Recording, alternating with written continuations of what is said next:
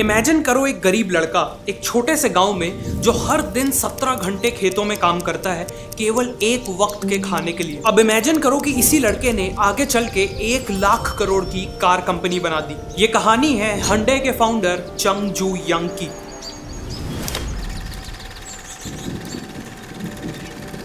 चंग जू यंग का जन्म 1915 में हुआ था कोरिया के एक छोटे से गांव में। उनका सपना था एक स्कूल टीचर बनने का, लेकिन फैमिली की फाइनेंशियल कंडीशन इतनी खराब थी कि वो खुद की एजुकेशन भी पूरी नहीं कर पाए। उन्हें बचपन में दिन रात अपनी फैमिली के साथ खेतों में काम करना पड़ता था। लेकिन इतनी मेहनत के बाद भी ऐसे कई दिन होते थे जब फैमिली के पास एक वक्त का खाना भी नहीं होता था। प्रॉपर कपड़े और मेडिकल केयर तो दूर की बात है। चंग को लकड़ियां बेचने के लिए कई बार पास के शहर जाना होता था। वहां उन्होंने देखा कि लोगों के पास सफिशिएंट खाना है और उन्होंने अच्छे कपड़े पहने, वो भी बिना दिन रात खेतों में काम किए। ये सब देख के एक दिन उन्होंने एक न्यूज़पेपर आर्टिकल में पढ़ा कि पास के एक शहर में एक बड़ा कंस्ट्रक्शन प्रोजेक्ट लग रहा है और उस प्रोजेक्ट के लिए वर्कर्स की जरूरत है। ये 1932 में 16 साल की उम्र में चंग ने एक चौंका देने वाला फैसला लिया। वो अपना घर छोड़कर शहर भागने वाले थे। एक रात चंग अपने एक दोस्त के साथ चुपके से शहर की ओर निकल पड़े। करीब 160 किलोमीटर चलने के बाद वो कोवॉन शहर पहुंचे और वहां कंस्ट्रक्शन लेबरर का काम ले लिया। काम काफी मुश्किल था और कमाई काफी कम,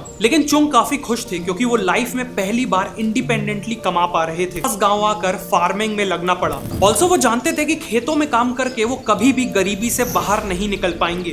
फाइनली 1934 में 18 की एज में वो अपना 4th एस्केप अटेम्प्ट करते हैं और इस बार उन्हें कोई नहीं रोकता। वो सोल पहुंचते हैं जो आज के दिन साउथ कोरिया का कैपिटल है। वह सबसे पहले एक कंस्ट्रक्शन लेबरर, फिर फैक्ट्री वर्कर और फिर फाइनली उन्हें बोक्योंग राइस स्टोर में एक डिलीवरी बॉय की जॉब मिली। कस्टमर्स और शॉप ओनर्स उनके काम से इतना इंप्रेस थे कि 6 महीने के अंदर ही उन्हें डिलीवरी बॉय से स्टोर के मैनेजमेंट संभालने की जिम्मेदारी मिल गई। इसके बाद चंग ने काफी मेहनत की और अपने बलबूते ही शॉप को ग्रो किया। 1937 में स्टोर के ओनर सीरियसली बीमार पड़ गए और उन्होंने एक सरप्राइजिंग फैसला लिया। चंग की मेहनत को देखते हुए उन्होंने स्टोर को चंग के हवाले कर दिया। 22 साल की उम्र में चंग अब एक एम्प्लॉय से बिजनेस के ओनर बन चुके थे। वर्ल्ड वॉर 2 का टाइम था और उस समय कोरिया में जापान का रूल था। जापानीज चाहते थे कि उनकी मिलिट्री को वॉर के समय सफिशिएंट राइस सप्लाई मिलती रहे, जिसके चलते उन्होंने सभी राइस शॉप्स की ओनरशिप ले ली। चंग से भी उनकी राइस शॉप छीन ली गई और सालों की मेहनत से बनाया हुआ बिजनेस एक ही झटके में खत्म हो गया। चंग काफी दुखी थे, लेकिन उन्होंने हार नहीं मानी।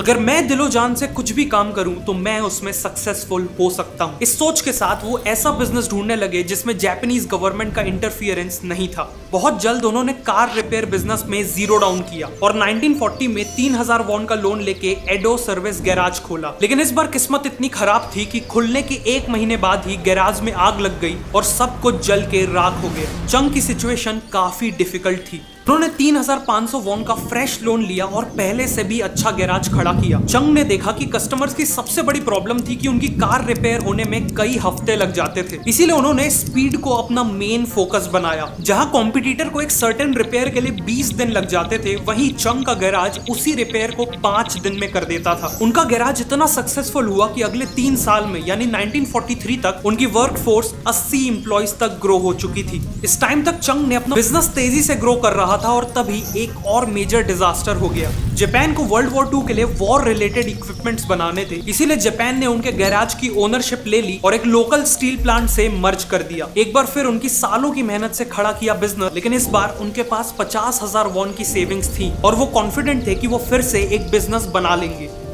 वर्ल्ड वॉर 2 के खत्म होने के साथ साथ कोरिया में जापान का रूल भी खत्म हो गया। कोरिया के नॉर्दर्न एरिया में सोवियत यूनियन का इन्फ्लुएंस था और सदर्न एरिया में अमेरिका का, क्योंकि इन दोनों ने वर्ल्ड वॉर 2 में मिलकर जापान के अगेंस्ट वॉर लड़ी थी। इसी के चलते कोरिया नॉर्थ और साउथ कोरिया में डिवाइड हो गया और अपना कार रिपेयर बिजनेस रीस्टार्ट करते हैं। बिजनेस पुराना था पर इस बार नाम नया था, Hyundai ऑटो सर्विस। Hyundai मतलब मॉडर्न। कार रिपेयर का चंग ने नोटिस किया कि अमेरिका अपनी मिलिट्री फोर्सेस के लिए बिल्डिंग्स बना रहा है। उनके अंदर कंस्ट्रक्शन का वो पैशन अभी भी जिंदा था जो उन्हें अपने यंग डेज में एक लेबर की तरह काम करके मिला था और इसीलिए उन्होंने 1947 में 31 की एज में Hyundai सिविल वर्क्स कंपनी को एस्टैब्लिश किया और कंस्ट्रक्शन बिजनेस में एंट्री ली। 1950 आते आते उनकी कंपनी को मेजर कंस्ट्रक्शन प्रोजेक्ट्स मिल रहे थे और अब यही उनका मेजर बिजनेस बन जून 1950 में नॉर्थ कोरिया साउथ कोरिया पे हमला कर देता है। नॉर्थ कोरियन ट्रूप सोल के काफी करीब आ चुकी थी, जिस कारण चुंग को अपना पूरा काम छोड़कर अपनी सेविंग्स के साथ पुसन शहर भागना पड़ता है। लेकिन इस समय यूएस आर्मी साउथ कोरिया के साथ मिलकर नॉर्थ कोरियन आर्मी से लड़ रही थी और उन्हें टेंट्स, वेयर हाउसेस और आर्मी हेडक्वार्टर्स की जरूरत थी। चंग ने ऑब्जर्व किया कि अमेरिकन्स के पास पैसों की कमी नहीं थी, उन्हें बस रिलायबल और टाइमली डिलीवरी चाहिए थी और चंग ने अमेरिकन्स को वही दिया। उन्होंने एक छोटी सी टीम से वापस शुरुआत की और कैन डू मोटो अपनाया, मतलब अगर प्राइस सही है तो वो कोई भी कंस्ट्रक्शन प्रोजेक्ट लेने को तैयार थे। वॉर उनकी इसी रिलायबिलिटी के कारण उनकी अमेरिकन से काफी स्ट्रॉन्ग रिलेशनशिप डेवलप हो गई। 1952 में वॉर तो खत्म हो गई, लेकिन चंग को फिर भी अमेरिकन से कॉन्ट्रैक्ट्स मिलते रहे और बाद में साउथ कोरियन गवर्नमेंट ने भी कंट्री को रीबिल्ड करने के लिए ब्रिजेस, डैम्स और रोड्स को तेजी से बिल्ड करना चालू किया। इन सब में हुंडई ने मेजर रोल प्ले किया और बिजनेस में एक्सपोनेंशियल ग्रोथ देखी। डैम, सोयंग डैम और उनका सबसे इंपॉर्टेंट एक्सप्रेसवे क्योंगबू एक्सप्रेसवे हुंडई ने ही बनाया है। चंग हजारों किलोमीटर की रोड्स बना चुके थे और अब बारी थी उन रोड्स में चलने वाली कार्स बनाने का। 1967 में चंग ने एस्टेब्लिश की हुंडई मोटर कंपनी और 1968 में फोर्ड के साथ एक डील की, जिसमें वो फोर्ड की कोर्टिना कार्स को असेंबल करने वाले थे। 2 साल तक ये जॉइंट वेंचर सक्सेसफुली चला, जिसके बाद दोनों कंपनीज के बीच में कॉन्फ्लिक्ट्स डेवलप होने लगे। फोर्ड नहीं चाहता था कि हुंडई अपनी खुद की कार बनाए और इसीलिए 1973 में चंग ने ये लॉजी के लिए जनरल मोटर्स और फोक्सवैगन जैसी कंपनी से डील करने की कोशिश की, लेकिन सब ने मना कर दिया। फाइनली उसी साल उन्होंने जापान की मित्सुबिशी मोटर्स से एग्रीमेंट किया। मित्सुबिशी हुंडई को कार्स बनाने की टेक्नोलॉजी देने के लिए तैयार हो गया था। बेस्ट पार्ट वाज कि इस डील में हुंडई अपनी ब्रांड। इसी दौरान साउथ कोरियन गवर्नमेंट ने भी ऑटोमोबाइल कंपनीज के लिए एक आदेश निकाला कि उन्हें एक सिटीजन्स कार बनानी है, एक ऐसी कार जो अफोर्डेबल और रिलायबल हो और उसमें केवल साउथ कोरिया में बने पार्ट्स ही यूज हो। साउथ कोरिया की first ever mass produced car Hyundai Pony. अपनी अफोर्डेबिलिटी के कारण ये कार साउथ कोरिया में इतनी सक्सेसफुल हुई कि देखते ही देखते हुंडई ने 60% मार्केट शेयर कैप्चर कर लिया और वहां की सबसे बड़ी कार कंपनी बन गई। लेकिन एक कैच था, साउथ कोरिया का टोटल कार मार्केट केवल 30,000 कार्स का था, जो प्रॉफिटेबल होने के लिए सफिशिएंट नहीं था। Also Hyundai Pony South Korea में जितनी बड़ी सक्सेस थी, ओवरसीज मार्केट में उतनी ही बड़ी फेलियर थी। कार की क्वालिटी अच्छी नहीं थी, गर्मी में पेंट उड़ जाता था और उसमें रेगुलरली मैकेनिकल इश्यूज आते थे और इन्हीं रीजन से हुंडई मोटर कंपनी पिछले 7 साल से लॉसेस में चल रही थी। करना तो दूर, वो एक नई कार फैक्ट्री बनाने वाले थे जिसमें हर साल 3 लाख कार्स प्रोड्यूस हो सके। कंपनी के मैनेजमेंट को ये डिसीजन समझ में ही नहीं है। साउथ कोरियन इकोनॉमी तेजी से ग्रो हो रही थी और हर साल हजारों लोग पॉवर्टी से निकलकर इकोनॉमिकली एम्पावर हो रहे थे, जिसका मतलब था कि अगले कुछ सालों में कार्स की डिमांड तेजी से बढ़ने वाली थी। प्लस हुंडई की 1980 में ये फैक्ट्री रेडी हुई और 1982 में हुंडई ने कई सारे इंप्रूवमेंट्स के साथ अपनी पोनी 2 कार लॉन्च की।